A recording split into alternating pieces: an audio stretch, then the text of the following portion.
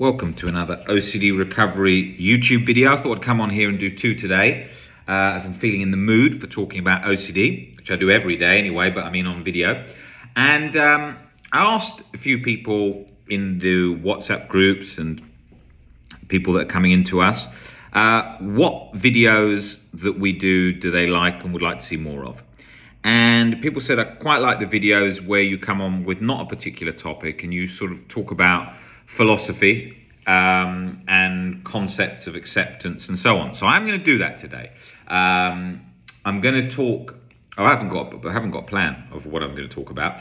I was talking earlier of sort of a motivating video, much more punchy and sort of really pushing OCD sufferers along the journey, the motivation when they feel like things are very difficult and lots of hurdles and it's very hard to think how you're going to overcome it.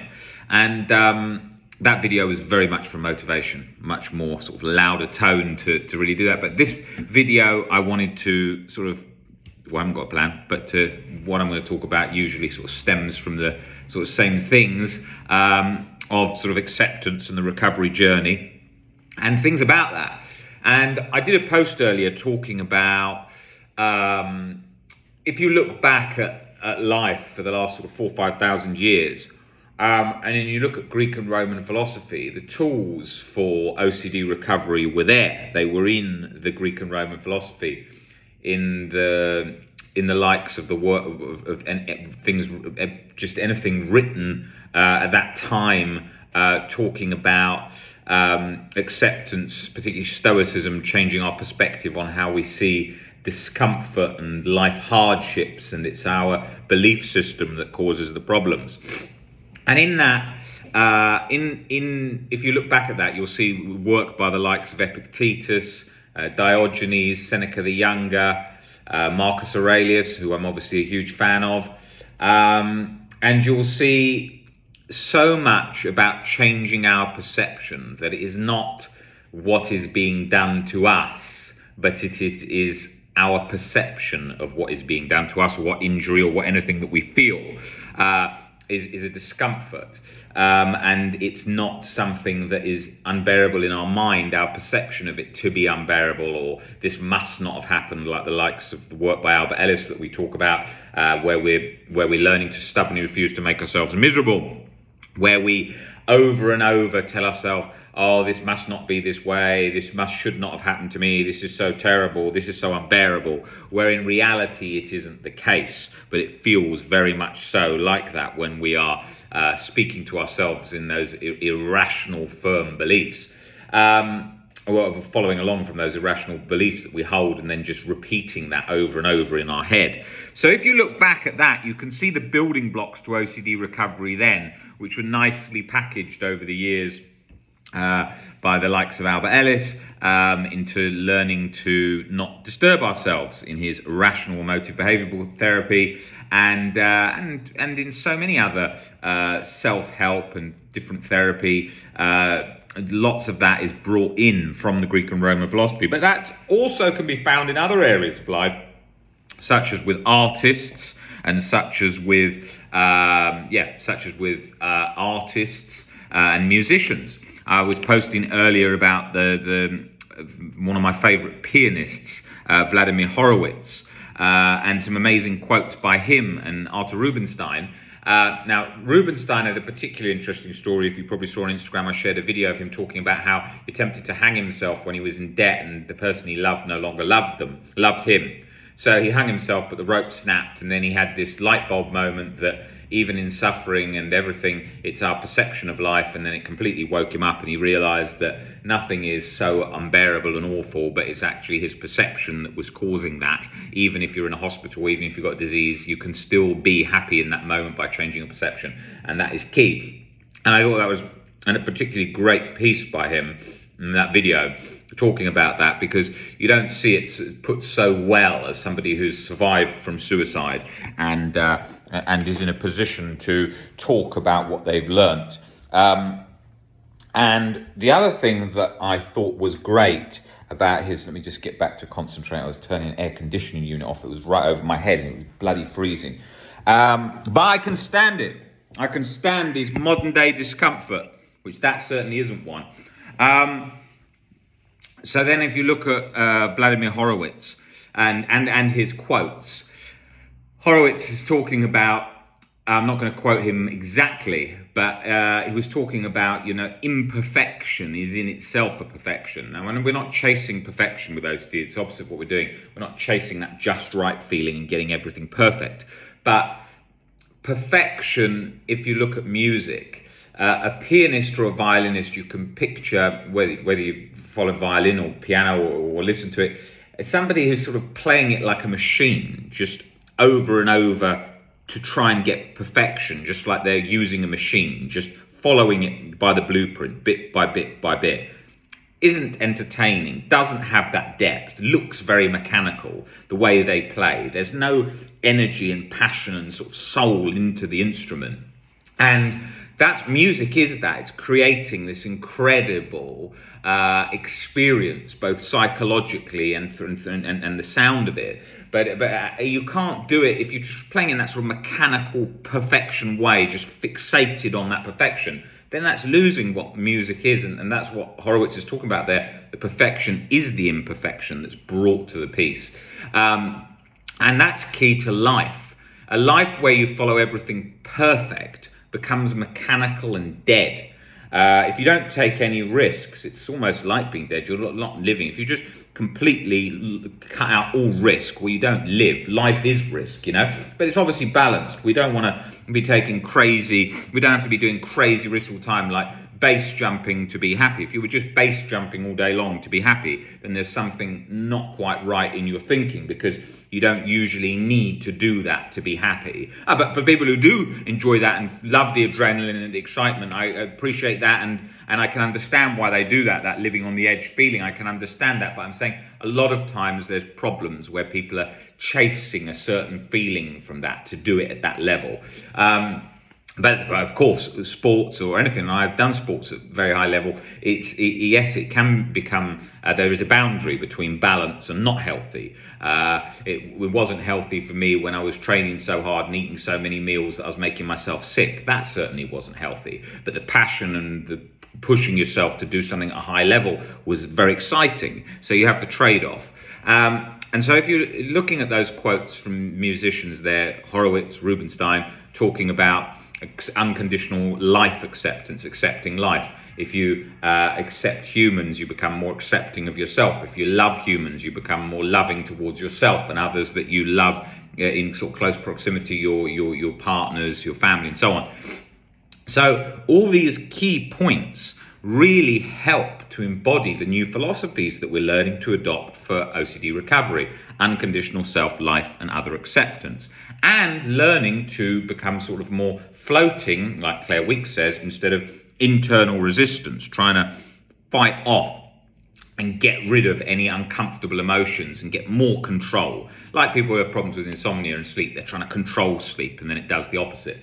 And life is a balance of all these sort of flowing states, as music is. It's flowing states through to the instrument, through into the music, through the energy of the person playing, through the way the person is thinking, through what they're doing with their hands to create that sound. And that's the same with OCD and with the brain and with anxiety. How you're utilizing the brain, how you're utilizing your operation with the beliefs, that sort of on the gas, on the brake, you're learning to balance that. If you're going into overdrive, treading water so fast to escape anxiety, then that's overworking internally, and that becomes compulsive, and that causes anxiety, because anxiety is something that is fueled by control, internal resistance, internal rush to escape. Now, people don't often like to hear when I talk about sort of you need to ease back on the compulsions here. And sometimes you have to be quite forceful and saying to someone, look, this is really not working, particularly if it's something like someone asking a lot of questions in relation to reassurance. But when we're chasing with fear of fear, am I doing it right? Am I doing it right? They can often think, my question's valid. But actually what they don't realize is that they're compulsive in nature. You don't need an answer to have everything solved in this instant. If you do, that becomes control. So you need to get used to being confused, not understanding everything right now, learning about things and realizing that's quite difficult at times. Now, that is all a journey. The same as how someone plays a piece of music, they are learning from what they're reading on the sheet music to what they're playing. Is they're taking the notes, but how they interpret it is different.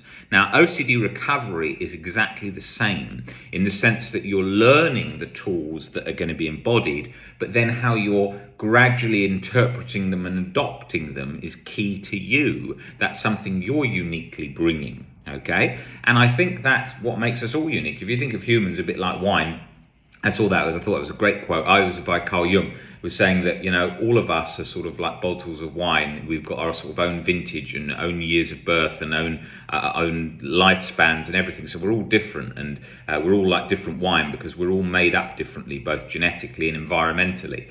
And you when you start to look at it like that, then you see that you don't try and box yourself in particular categories, which becomes a problem because that sort of boxing becomes control. So that is specifically done in the schooling system, where they try and force everyone through the same pattern, which doesn't work because everyone's different. I certainly was like that at school. I wasn't a huge fan of school. I wasn't a huge fan of college, and I didn't see myself as particularly smart at all at those ages. Although I was at a good school where it was academically high, I felt at the bottom, and I wasn't performing well at a lot of the times. And it's only later that I became sort of really fascinated with educating myself on different topics and reading a lot and learning, but wanting to work and wanting to succeed in life in different ways that anyone wants to succeed at that time when they're leaving school. And so it was very much like that. And so I'd taken that belief at the time that I wasn't great at learning and I was not as good as the other kids in the school. And that I believed. And I was angry about it, and I was annoyed about it, and I probably put a lot of that frustration, what I know I did, and anger into the gym, and I worked out a lot, and I was just being very sort of defensive in my mindset because I was fed up of being told, oh, you're this bottom of the class, you haven't done well here. And that became the reality for me for a long time, where I didn't like that and didn't enjoy that. And it was kind of a transition because a lot of subjects did very well and then other ones did very badly. And then a lot of years of my life I was doing well. And then just towards the sort of 5-6 years up until the end of college, I was generally thinking, oh, I'm not that smart, I can't remember things, I'm not good at performing exams, which wasn't true at all. It's because I wasn't interested in the subjects I was doing, so I wasn't really listening, and I wasn't doing that. And if it was something that I was interested in, I became a bit sort of obsessive in it, and then I completely focused on it, and I did that. I mean, nowadays I spend a lot of time reading and a lot of time studying different subjects for general interest of life, because I love life.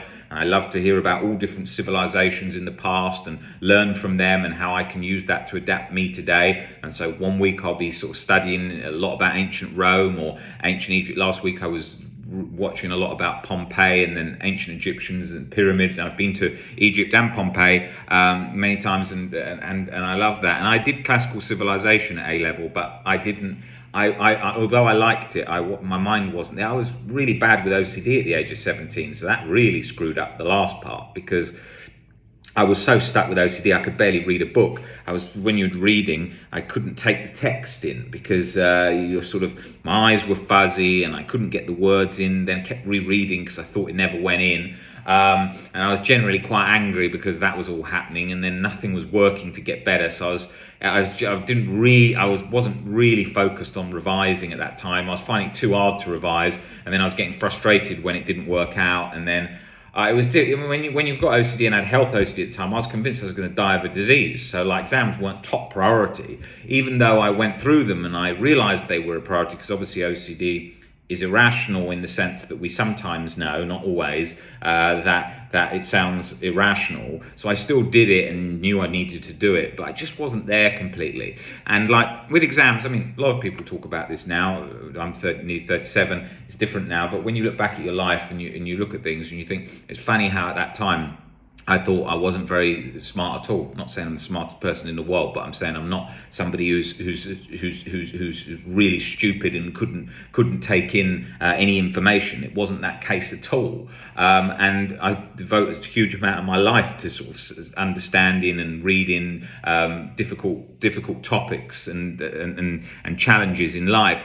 And then I wasn't interested. Although I did classical civilization, I wasn't really interested in it as an A-level. So I'd done it because they'd introduced it in the college, and I found it interesting, and I decided to do it. But I wasn't, not like now. I didn't find OCD interesting at 17, 18. If you told me about OCD, I didn't want to know about OCD. I wanted to go out. I wanted to go and party. I wanted to see friends. I wanted to go to the gym. I didn't care about that. And plus, at that age, I didn't really want any more dramas and all this crap that was going on. I wanted to live. I wanted to enjoy life. I remember about 17, I decided, I was watching TV series about sort of detective dramas that like people watch. And I thought at that time, I'd like to be a detective. So I went and got work experience in the police department at the time to be a detective. And I worked in there for 2 weeks. Luckily, because I knew a guy that was in the police at the time. He said he'd get me a job. And I was 17, and I went and worked in detective unit. And that was pretty full on exciting work experience. All the things I got to see and do in there. And it was amazing to see all that, and to go on like fake drug raids and see sawn off shotguns and see how the cartridge came out, and then look at and then talking about what happens when they get to a scene where there's a dead body, and all the things like that. And it was just what I wanted to see, and I found it very exciting. But I also found it quite morbid, because I was so used to suffering with OCD and such a difficult life at the time. I thought to myself, difficult life because of OCD. I thought, I don't want to be around any more negativity and sort of any hardship like that. I don't want that. I want hardship and hard work, but I want to be in a nice environment. So at that time, I decided to go and work in the gym, and I did that because my passion was the gym. And when I did that, I felt great, because the life around me was sort of more happy, and it was to do with being fit and strong and pushing yourself, which I loved. But it was generally not like so morbid. Remember, my fears around that age had morphed into specifically fear of having killed someone, fear of going to prison forever. So you can imagine it's a tricky sort of thing that you're trying to unravel when you don't even know you've got OCD at that point. So it's very much like that. And I talk about that now when I think about it, to offer a word of encouragement, because obviously in my job I'm talking to people all day long of all different ages, and people are coming in that are finding school hard, or finding college hard, finding reading hard. So I want to relate it to my own journey as well. All through my life, I've always taken an attitude of sort of hard work to get goals, and always sort of been someone to think I'll outwork the other people in terms of sort of putting in the effort. And so I've always taken that attitude. But when I had OCD, that wasn't so easy, because that attitude was also counterproductive, because I sort of self-defeated myself. I came down hard on myself, trying to outwork internally, which wasn't very helpful, which wasn't very healthy.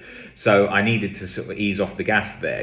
One thing I thought about was that sort of the Einstein quote, which is, the thinking that gets you into the problem won't be the thinking that gets you out, or something along those lines. And that was very much the case for me. I was trying to solve a problem of anxiety, but adding more control and internal hard work and resistance, which is obviously the ingredient you do not want to be putting in.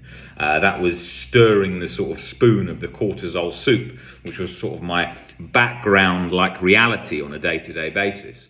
Now, over the years of working with OCD, which I've been working with for a long time now, probably about 13 years, and when I look at other people's stories and situations, it doesn't matter how people often think, well, I'm intelligent, I should know how to get out of this, particularly academics that come in. And it's not as simple as that. If it was that simple, the aviation tycoon Howard Hughes would have got himself out of the OCD struggle, which he suffered very badly from. And you can see in the film by Martin Scorsese, The Aviator, with Leonardo DiCaprio. So it's obviously not as easy as that. And I've spent a long time over the years talking to people who were neuroscientists, were teaching psychology at top universities around the world, and suffered from OCD themselves. And when I've spoken to them, you can see that the control elements, that I must get an answer, I mustn't have anxiety, I should know this, those things that are often subtle and not spotted, because although you can see someone who's talking to you generally, you don't see all their thinking. You might have an understanding of what their goals are and the sort of general framework of conversation, so how they're putting things together in terms of what they strive towards, what they dislike, what maybe their political opinion is, and you can get an idea of the people that are kind of tightly wound and the people who are more relaxed. But that doesn't matter with OCD. Someone can come in who's very relaxed and have OCD. Someone can be working surfing most of their life, be sort of a very chilled outlook, but have terrible OCD. It doesn't matter. OCD doesn't discriminate. It will get in on those particular beliefs, and there will be that rigidity in most people. OCD doesn't discriminate in age, sex, nothing, wealth, poor, nothing. Doesn't matter. That's another one people used to say. People used to say, I can't remember if I've gone off topic earlier. I can't remember exactly what I was talking about, but I think this is a key point. Is people often used to say, oh, that people with OCD are people that have not got enough to worry about, particularly if somebody is wealthy or is in a good, sort of set up with a good job in terms of they've got a good career, or they're in anything that other humans look at and think, oh, it's good for them. They will often say, oh yeah, the OCD is because of that. No, it isn't. People come in all the time with OCD that are really in bad financial situation. People have come in that are homeless. I'm talking about in relation to coming into us, not into just the general OCD help, which I'm sure they see thousands of different people with OCD all day long. Of course they do, with all different situations all the time. But I'm talking about the ones that I've directly spoken to myself. I've seen homeless. I've seen people in serious financial trouble. I've seen people just out of prison. I've seen wealthy, very wealthy people. I've seen royalty from different royal families that come in with OCD. I've seen celebrities with OCD, and I've spoken to all those demographics over many years, and all of those situations, there is no difference. It's the beliefs. It doesn't matter. Someone will come in from Africa with poverty, real poverty, and have OCD. It happens. You just don't see. And old as well. People 80. People don't think that. They think, oh, you'll grow out of it. You don't. You don't grow out of it like that unless you get better by working through recovery. It lingers, right? And that's key. You get 80-year-olds that have got OCD. They've just never spoken about it. I've spoken to them. I've spoken to people in their 70s. I don't get so many 80-year-olds come in, because usually what's happening is by the time that they've lived a long time with it, they've got accustomed to it and got used to it. So they're not rushing to recover from it the same as someone in their 20s and 30s, which would make up the sort of main age range of people that are coming into us. And which is a lucky period of time now where people who are young, teenagers, early 20s, 30s, are aware they've got OCD. In the past, that would have never been the case. You'd have never known you had OCD, and if you'd never know the term, and even if you did know, oh, I think there's something going wrong here, it's a kind of anxiety thing, even if you knew that, you're not going to tell anyone your thoughts, because they might think you're a witch or a demon and burn you at the stake. I mean, in the past, OCD would have primarily latched to sort of blasphemy as the world was more religious. It certainly does in other countries where religion is more popular, and we see a lot of people come in with that from those countries. But if you go back to sort of Middle Ages times, medieval times, OCD would have primarily latched to blasphemy, going to the confession box at the church, repenting, telling your sins over and over and over into the confession box. That would have been the compulsion. The fears today, POCD, harm OCD, would have been very different because of their views of those things at those times. I doubt it would have latched in the same way. I doubt POCD was the most popular theme as it's one of today, whereas I imagine back then it would have certainly been things around that, possibly a cleanliness, health, particularly as health was pretty bleak in those times, no antibiotics and so on, pretty brutal surgeries and children dying before the age of 5 and 10 commonly. Plenty of things for OCD to latch onto there, but I've pretty confident it was all through those times, but more so today in the sense that because we are looking at keeping ourselves extra safe. If you just look at sort of all the measuring devices we have, the Fitbit, to track sleep, tracking our diet perfectly, every single thing. People live today almost like they're going to live forever. I certainly don't live like that. I live healthy. Eat reasonably well, but I still eat chocolate. I still eat crisps. I work out 4 or 5 times a week. I walk sometimes 15, 20,000 steps a day, quite a lot of days in the evening. I go out 2, 3 times a week for in terms of drinking with friends and so on. And then I probably have a glass of wine most nights these days. And I enjoy life. And I'm not planning to try and live to 100 and have this sort of perfection. I don't measure sleep. I couldn't care about any of that. And if I didn't go to the gym for 2 months, so what? And if I went out every night, yeah, we would enjoy things. But I know that life is a balance. If I went out every night, I wouldn't enjoy it. The same as go on holidays with a lot of people who want to go out. By the second or third night, I don't want to go out because I had enough after the first or second. I want to balance a couple of nights in, then go out again, because life is balanced like that. And you realise that maybe through getting older and through experiences of going too hardcore for too many days in a row, which we've all done. And I think that's important to remember, that all of these things are a balance, and all of this is a learning process. And you're going to get that from reading and learning from others that have been through the same journey. And because of social media, we're in a position where we're able to do that today, whereas in the past we weren't in that position, because you couldn't connect directly with someone on the other side of the world and hear what they're thinking like we can do in only very recent times. So I'm going to cover in some of these videos more of these sort of topics more broadly about how OCD operates, how OCD operated in my mind, and the lots of different aspects of sort of unraveling. It's not so much an unraveling, it's a changing relationship with, a shift in the gears as you change your belief system, which then lowers the chronic anxiety, because you don't want rid of anxiety. It's designed to save your life, but you don't want it there chronically in the background. And the same with chronic guilt, which I never thought I would get out of. I thought chronic guilt would never go, especially with the false memory real event OCD. I couldn't see it budging. It just sort of kept ticking away, sort of 27, that sort of up and down, waxing and waning in the background, whatever my experience was in life, whether I was at a party, whether I was studying, whether I was ill, whether I was on holiday, just waxing and waning all the time, never let off. I just couldn't see how I could get under that. But you can, because when you actually break down the beliefs, they're the catalyst for that emotional cycle. It fades down.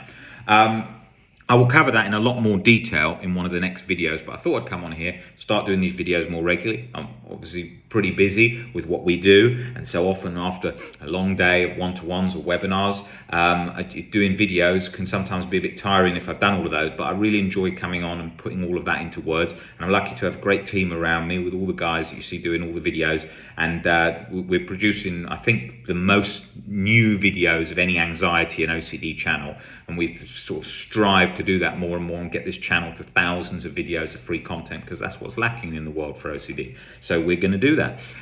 If you're interested in coming in for one-to-one coaching with myself, then please email info@ocdrecovery.com, and we can arrange that. There's limited spaces, I haven't got much time, and but I can squeeze them in, or with some of the rest of our team. But also, what I was going to say is, a very important part of the journey is you've got to think that when you're working towards recovery, you've got to do the reading, you've got to do the homework, you've got to do the practice. So even when you come in and see me, which is very focused on your specific problems, it's very unique, you're still going to have to do that work, and you're still going to have to work through that. And lots of people come to all our webinars that we run. We've got great speakers like Nick, who's on that all the time, and we have all those webinars that are helping with information, but you've got to do the work. Whether you're in with me for one-to-one, whether you're in for the webinars, you've still got to do the reading. You've got to dispute the irrational beliefs in a balanced way.